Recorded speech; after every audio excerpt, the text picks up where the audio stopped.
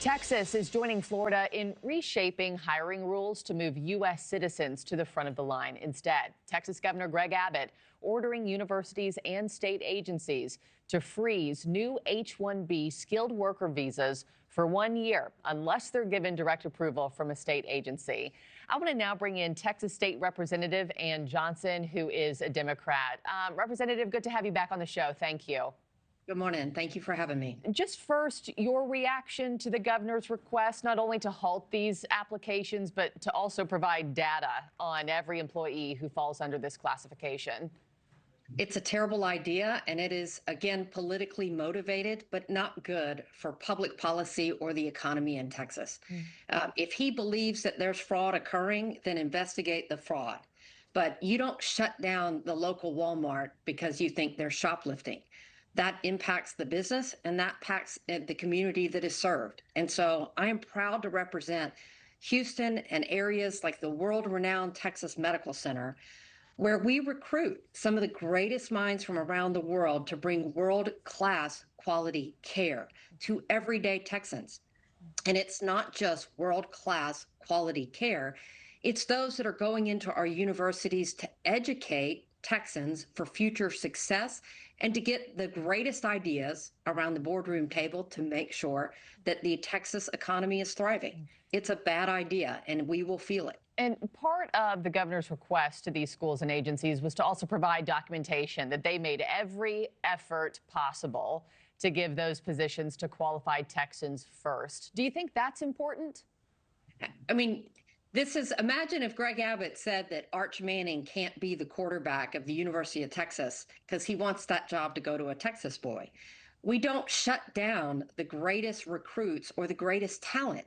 We recognize as Texans that we recruit them to play on the team. Having the greatest minds from around the world compete with Texans not only makes us stronger, but makes us better. Bringing those recruits impacts our local businesses to be better, to strive for more, and that's what we should be asking for. This is nothing more than a political stunt that is going to have a significant economic impact. It's not just a year. He's saying he wants this to go through the next session, which is effectively 18 months. That's 18 months that you're freezing out the best medical professionals, the best engineers, the best minds in science. And we are going to feel that across the board as a state. And so what's going to happen to those people? You know, Representative, I was reading the numbers. Dallas ISD employs 230 visa holders, UT Southwestern Medical 220, Texas A&M 210. Any word on your end on what's about to happen to those people that are now on government radar? I mean, that's a problem. The Republican Party that claims to be about less government now wants to keep people, quote, under government radar. That is not welcoming to our neighbors or our greatest talent that we want to recruit, not only to come to Texas to be educated and to educate along with our students, but we want them to put roots here in Texas. We want them to buy a home here. We want them to build a business here. And we want to keep the Texas economy one of the best in the world. But you can't do that if you're denying the greatest minds and the greatest talent in science, medicine, and other areas. And so, yeah, I don't want these folks under government surveillance. And you would think that the heart of the Republican Party doesn't want it either. And this talks about putting people in your business boardrooms because they're not from Texas, or you think that it's politically advantageous to say you're going to rig the system to make sure that a Texas boy can get the job is good for us as an economy. So what comes next now? Policy. What comes next in this fight? Well, what comes next is the November election. I mean, this is a governor that's asking for his fourth four-year term. I mean, he's been running this state almost as long as your kids have been alive that are now going into college, that he doesn't think your kid can compete on the world stage.